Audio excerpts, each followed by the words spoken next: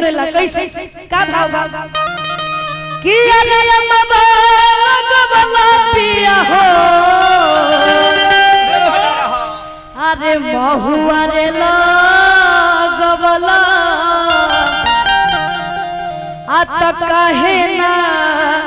लगवला पिया हो अनिमिया के गछिया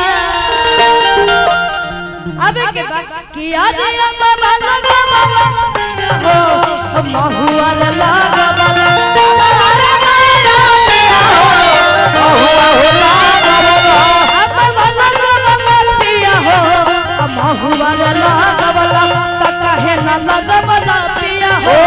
कहे ना लगवला पिया हो अनिमिया के गछिया कहे ना लगवला पिया हो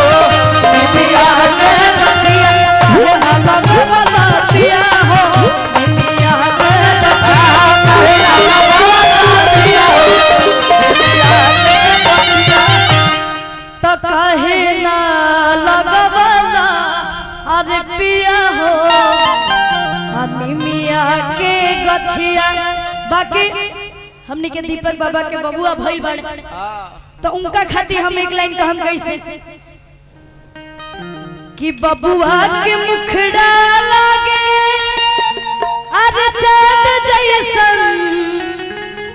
आ कृष्ण भागा हुआ जैसन हो कि ये राजा जी ए राजा जी ए राजा जी अखिया बनिला आसमान जैसन कृष्ण भागा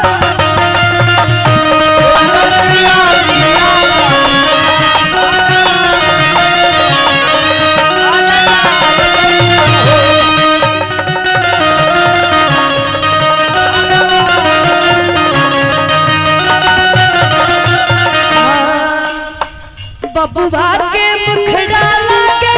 चांद जैसन कृष्ण भागा वान जैसन कृष्ण भागा वान जैसन हो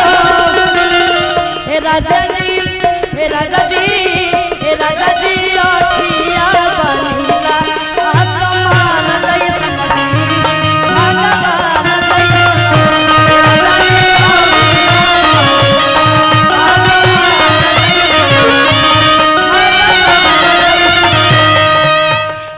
हम चाहता नहीं रहुआ सब 2 मिनट खातिर तनिया जाई भाव में कैसे कि रोहित शर्मा जैसन अरे क्रिकेटर होए हैं अरे लंदन के अरे सीनेटर होए हैं हो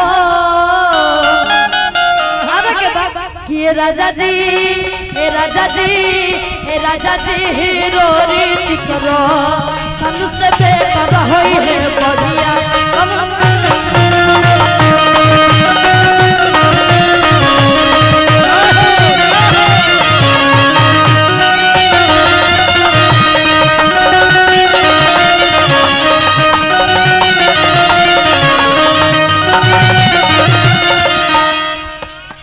रोहित शर्मा जैसा क्रिकेटर होए है लंदन के सीनेटर होए है लंदन के सीनेटर होए है हो रोहित शर्मा जैसा क्रिकेटर होए है लंदन के सीनेटर होए है हो ना ना पैसा ना चाहिए पहले रहुआ 1 मिनट खातिर हमारा साथ तनी ठुमका लगा ली ए राजा जी ए राजा जी ए राजा जी मुन्ना तिवारी जैसन ई तो नेता होई है सब कर चाहेता होई है ए राजा जी ई तो नेता होई है सब कर चाहेता होई है ए राजा जी ई तो नेता होई है सब कर चाहेता होई है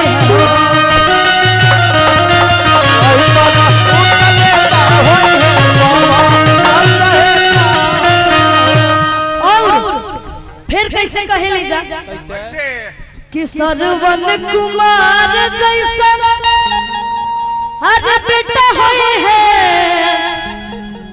अरे युग प्रणत होए है हो आयाबे के बाद हे राजा जी हे राजा जी हे राजा जी हे राजा जी मुन्ना तिवारी जी जैसन इतने ता होए है सब कर चाहे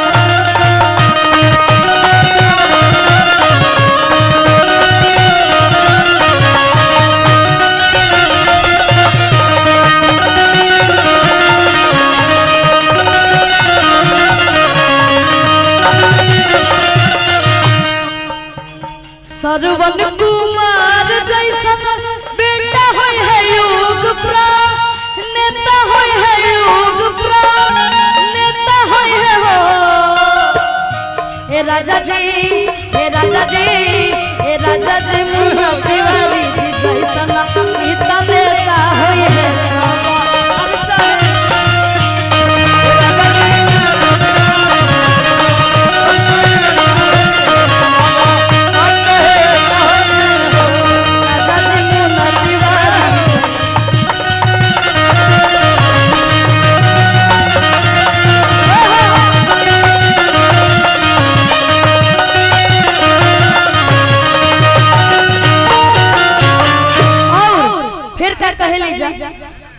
कि खानसार जैसन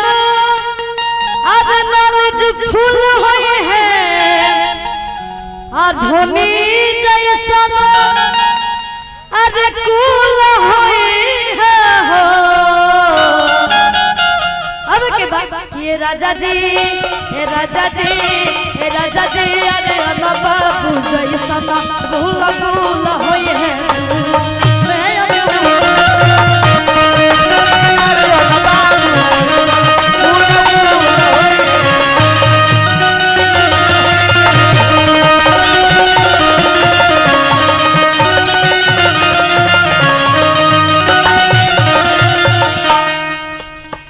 खानसार जैसन नॉलेज फुल होए है धोनी जैसन कूल होए है धोनी जैसन कूल होए है हो हे राजा जी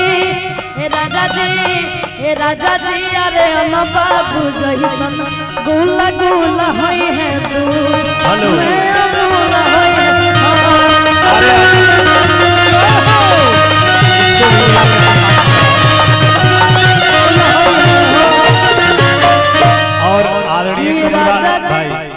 आदरणीय कमलवास भैया,